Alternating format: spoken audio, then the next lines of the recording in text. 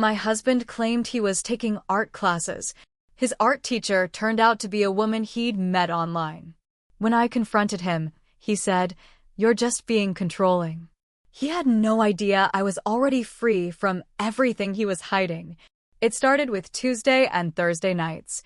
He said he was taking art classes. That's how he phrased it. I remember him saying it while brushing his teeth one morning like it was just something normal. Oh, by the way, I signed up for art classes. Tuesdays and Thursdays. In town. I didn't question it right away. It caught me off guard, sure, but I didn't want to be that wife. The one who questions everything, who checks mileage or timestamps or receipts. So I said, cool, that's great. But inside, something didn't sit right. My husband doesn't draw. Never has. Not even a doodle on a napkin. His hands were always more suited for tools than pencils. He builds things, fixes things. He never cared for art museums, not even on vacations. He used to say abstract paintings look like someone tripped while holding a bucket. So why art classes? The next Thursday, he came home later than usual. His clothes didn't smell like turpentine or paint. They smelled sweet, feminine, like cheap perfume someone tried to cover with deodorant. I waited. I didn't say anything that night. Then the following Tuesday, he came back again past 10. That night, his shirt had a smudge on it. He said it was charcoal. I leaned in when he was changing in the closet and looked closer. It was lipstick. A dark red kind. Smudged right on the collar. Again, I didn't say anything. Not yet. But that was the moment I knew I had to stop pretending. I needed proof. I didn't scream. I didn't cry. I made a plan. First, I asked my niece if I could borrow her old iPhone. I told her I wanted to try out some new apps without messing up mine. That wasn't the truth. I wiped the phone clean and set up a new Apple ID. Then I slid it into a magnetic case and stuck it under the passenger seat of his truck one afternoon when he was out mowing the backyard. That phone tracked every move he made. He wasn't going to any art studio. Every Tuesday and Thursday, he drove 42 minutes away to a small apartment complex in a town called Rayburn, just outside of where we live in Cedarville, Ohio. I followed once, just to be sure. He parked, got out of the truck, walked toward Building 3, Unit 2B. A woman in a short red dress met him at the door. She kissed him. He kissed back. They laughed, leaned in close, and then disappeared inside. I sat in my car a block away, hands gripping the steering wheel, heart pounding in my throat. Her name was Miranda. I found it on the mailbox next to her door. I looked her up online that same night. She ran a Facebook group for beginner creative expression, mostly filled with bored people in their 40s posting finger paints and poorly lit selfies with captions like "felt cute, might delete later." I went through her Instagram. She posted mostly soft-lit photos, ones where her lips were parted just slightly, always staring directly at the camera. Her captions made me want to gag. Find someone who looks at you like you're the whole painting. My body isn't a temple, it's a museum. Come admire the art. I took screenshots of everything. I made backups of the backup files. I didn't want to just confront him. I wanted to take my time and make sure he couldn't deny a single thing. While he was sneaking around, I started quietly moving my life out from under him. He always thought I was bad with money. I let him think that. Years ago, I started a small Etsy shop where I sold hand-burned wood decor, signs, gifts, personalized cutting boards. I kept that money in a separate account. He didn't know it existed. Over 6 years, I saved a little over $34,000. Our house was bought with help from my parents. What he didn't remember or didn't care to pay attention to was that my name is the only one on the deed. I confirmed it with a lawyer before taking any steps. I was the sole owner. 2 months before I confronted him, I told him I was worried about health emergencies. We should have things in writing, I said. You know, in case something happens to one of us. He signed over power of attorney without even reading the forms. I said it was just in case. I moved my valuables into my sister's house. Family heirlooms. Paperwork. My laptop with all the screenshots and tracking data. By the time I was ready to confront him, I'd already removed every single thing that could tie me to him financially or legally. He thought he was cheating behind my back. I had already walked out of the marriage in my mind. I was just watching him dig his grave.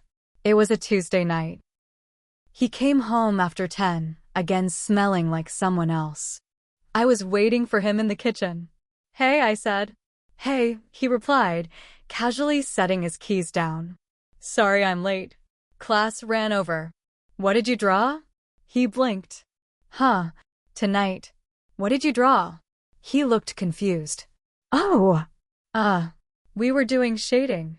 Still life stuff." I nodded. Then I pulled up my phone and showed him a picture of him outside Miranda's apartment. He froze. "You were spying on me?" he snapped. I was confirming. "You're crazy. You're controlling." That word. Controlling. Like asking your husband where he really goes at night is some crime. "I know you've been lying," I said. "I know about Miranda. I know where she lives. I've seen you kiss her. I have videos. GPS logs. Timestamped screenshots." His mouth opened. Closed. Opened again. How could you go behind my back like this?" I laughed. "Me? Behind your back?" He tried to change the subject. Called me paranoid. Said Miranda was just a friend. That I was blowing things out of proportion. That's when I dropped the real bomb. "You need to pack a bag and get out. You can't kick me out. This is my house too." "No, it's not. Your name isn't on the deed." He stopped. "What? You've never been on the deed. You don't own this house. You don't even have access to the bank accounts I used to pay for everything. You're a guest. And I'm telling you to leave." He lost it. Screamed. Cursed. Said he'd fight me in court. Said I'd regret everything. Then I handed him a copy of the signed power of attorney and walked away. He didn't leave right away. I expected a fight, but not the kind I got. For 2 days, he stayed in the guest room. He kept saying we needed to talk this out. That we shouldn't throw away 12 years over a mistake. That I was being emotional. I let him talk. Let him dig himself deeper. Then on the 3rd day, I came home from the shop to find drawers open. The closet ransacked. Jewelry boxes dumped. My laptop gone. I checked the safe in the laundry room. It was untouched, still locked, but he clearly didn't know the new code. I knew right then he was panicking. He didn't expect me to take control. He thought I'd beg, scream, fight. But I didn't. That threw him off more than anything. I called my lawyer that night. Told him I needed an emergency restraining order. He filed it the next morning. By noon, the police served him with it at his new motel room, the same one he ran to when he couldn't find anything left to steal from me. I didn't want to make it public, but that choice was taken from me. One of Miranda's old friends, someone who had mutuals with me on Facebook, messaged me out of the blue. "Hey, I think you should see this." She sent screenshots of a post Miranda made in a private group for empowered women. It was a long rant about how she'd been lied to by a married man, how he said he was in the process of divorce, and how he swore his wife was cold and distant. Miranda wasn't the villain she pretended to be. But she wasn't innocent either. She knew he was married and didn't care until it made her look bad. Once people started asking questions, she turned on him fast. I shared her post, along with my own explanation. Nothing dramatic. Just the truth. With receipts. It blew up. Turns out, a lot of people in town knew us. Some of them had seen him with her. A few even knew she had a habit of going after attached men. People began connecting dots, sharing their own stories. One woman said he'd hit on her at the gas station 2 years back and said he was stuck in a loveless marriage. I didn't even have to ruin his reputation. He did it himself. I just opened the window and let the truth walk out. You'd think he'd lay low after all that. But nope. He tried to claim I'd manipulated him into signing away rights. He wanted to freeze my accounts, saying he helped build my business. But the judge saw right through it. My records were clean. My lawyer was thorough. But then came the biggest twist. He filed for spousal support. Yep. He stood in front of a judge and said I'd made too much from my store and that he sacrificed his time to let me grow it. Never mind that he never lifted a finger to help. Never mind that I paid all the taxes, ran the books, managed orders, packed boxes by myself while he was off playing artist with Miranda. I sat there, listening to him beg for money, and I didn't even feel anger anymore. Just disgust. The judge asked if he had proof he contributed. He didn't. The case was denied in 10 minutes. But he didn't stop there. He went after my Etsy shop directly, filed a fake claim with the platform, saying my designs were stolen from his work. That was the final straw. When he filed the fake intellectual property claim on my Etsy shop, I was blindsided. Sales were frozen for over a week. Orders backed up. Customers started messaging, confused and frustrated. My reviews took a hit. I called Etsy support every day. Sent every document I had proving I owned the designs. It took 9 days to clear the mess, but eventually the claim was thrown out and my shop was restored. But I knew where this was going now. He wasn't trying to win. He was trying to make me bleed. He even showed up at one of the weekend markets I sold at, acting like he was just passing through.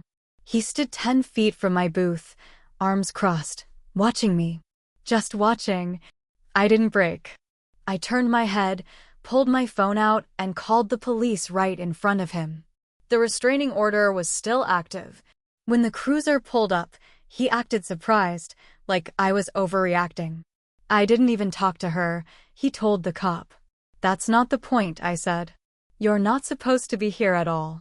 He was cited and sent on his way. A few weeks later, Miranda reached out to me directly. Through email. She said she wanted to talk woman to woman. I ignored it at first, but she kept trying. Sent another message with a subject line, "You need to know what he's doing now." I opened it. Inside were screenshots of him messaging other women. Not just flirty stuff, explicit messages, promises of taking them away from their pain, talking about how he used to be married to a manipulative control freak, but was finally free. Miranda wasn't reaching out because she cared. She was pissed. He had turned on her too. Lied to her, embarrassed her, made her feel like a fool.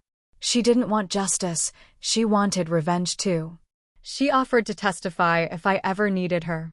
Said she was done protecting him. Shannon was a name I didn't recognize. She was one of the women from those screenshots Miranda sent me. Something about her name stuck with me. I don't know why. Maybe it was instinct.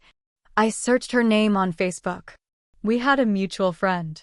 Turned out Shannon was a receptionist at the chiropractor's office my husband used to go to. I reached out. I asked one simple question. Did you used to know his name? She replied an hour later. I dated him for a few months in 2019. Why? That year, he told me he was working late shifts helping a buddy with a renovation job. He wasn't. I asked her if he ever said he was married. Her answer? He said he was divorced. I never met his family. Everything was always at my place. I thanked her and let her go. But now I knew. This wasn't just one mistake. This wasn't just Miranda. This had been years. Lies stacked on lies, all while I was playing loyal wife, making dinner, running the house, saving our finances. He'd built a web, but now I was pulling every thread. After I found out about Shannon, everything clicked. The missing nights, the cold lies, the way he'd slowly made me question myself for years. It had never been about Miranda, or art, or even love. He just liked the control. That's why he called me controlling, because I finally saw the truth and refused to play along. I sat down and wrote everything out. A full timeline. Every lie I could prove. Every place he'd been. Every woman he'd seen while claiming he was finding himself. I even contacted Shannon again and asked if she'd be willing to give a statement. She agreed. So did Miranda. And I sent it all to his job. Why? Because that job was the last bit of respectability he had left. He worked in a family-run contracting business. His boss wasn't some faceless corporation. It was a man named Wayne who had known us both for years.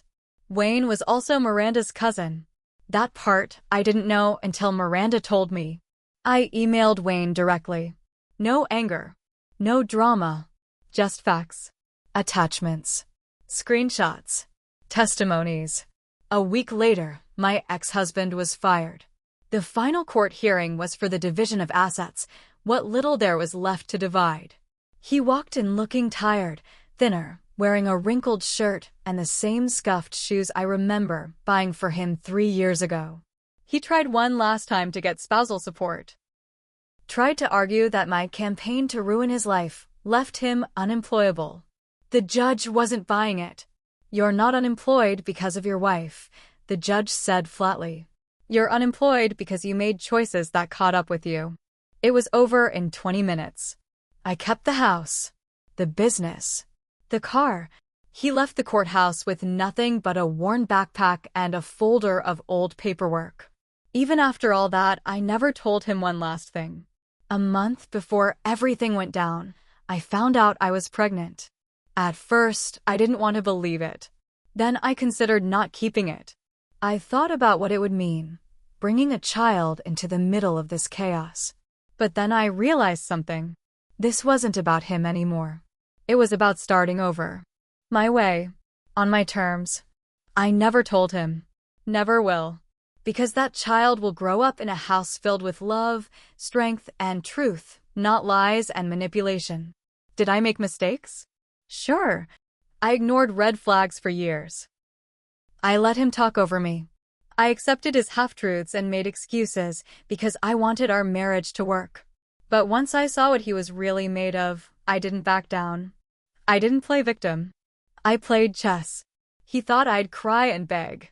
Instead, I dismantled the little kingdom he built, brick by brick, until all he had left was his guilt and the mirror. Now I run my business full-time. My storefront is thriving. I bought the empty unit next door and expanded. I hired 2 local women, both single moms, who said they needed a chance. I gave it to them. Because we build each other up now. And every time I pass that old motel on Route 39, I remember the look on his face the night I told him it was over. That was the night I stopped being afraid of losing him and started learning what it felt like to win.